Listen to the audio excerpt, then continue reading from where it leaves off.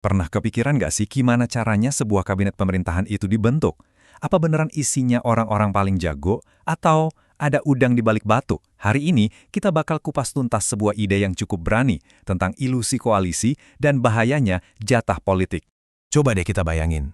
Kalau kita mau kirim tim ke Olimpiade, pasti kita semua setuju kan? Yang dikirim harus atlet-atlet terbaik. Demi medali emas, nggak ada kompromi. Nah, pertanyaannya, kenapa untuk urusan negara yang nasib jutaan orang dipertaruhkan, kita seolah-olah rela kompromi dengan standar yang terbaik? Aneh kan?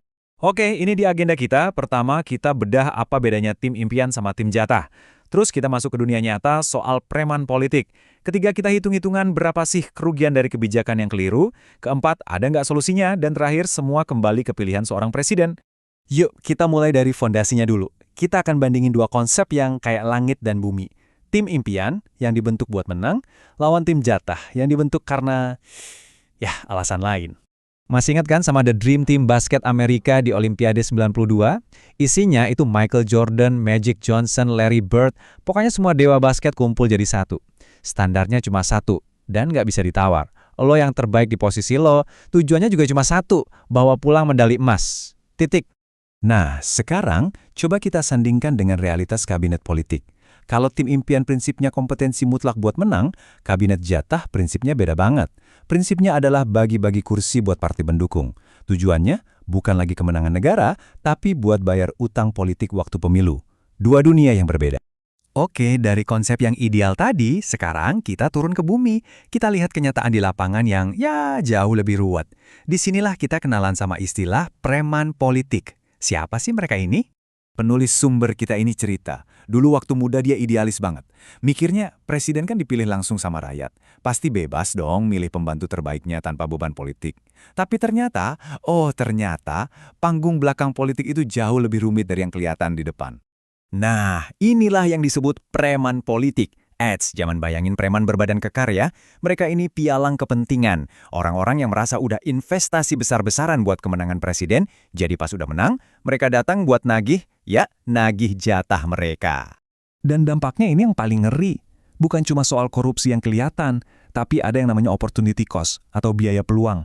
Bayangin gini deh, kalau menteri yang kompeten bisa bikin ekonomi tumbuh 7%, tapi karena diisi orang jatah, ekonomi cuma tumbuh 4%. Nah, selisih 3% yang hilang itulah biaya sesungguhnya. Potensi kemajuan yang lenyap begitu aja.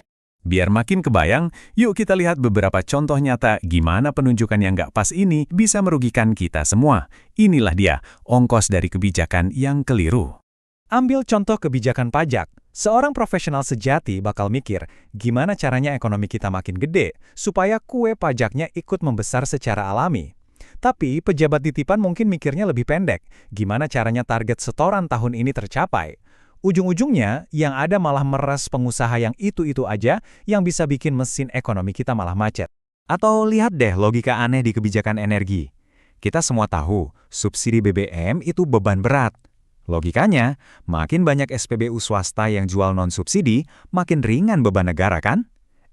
Tapi langkah selanjutnya malah ada kebijakan buat membatasi SPBU swasta ini. Kan nggak nyambung banget. Efisiensi nasional dikorbankan, entah demi kepentingan siapa. Oke, masalahnya udah jelas, dampaknya juga ngeri. Pertanyaan besarnya, terus gimana dong? Apa kita pasrah aja? Nah, di bagian ini kita bahas solusinya, cara buat melangkahi jatah. Ini dia pertanyaan jutaan dolarnya. Gimana caranya presiden bisa bilang tidak ke permintaan jatah tanpa bikin koalisinya goyang atau malah bubar jalan? Kayaknya mustahil ya. Ternyata ada trik judo politik yang cerdas. Presiden bisa datangi ketua partai dan bilang, "Pak Ketua, visi mulia partai Anda kan menyejahterakan rakyat. Nah, justru untuk mencapai visi itu, saya pilih ahli terbaik di bidangnya. Kalau saya malah pasang kader Anda yang nggak kompeten, itu artinya saya mengkhianati visi mulia partai Anda."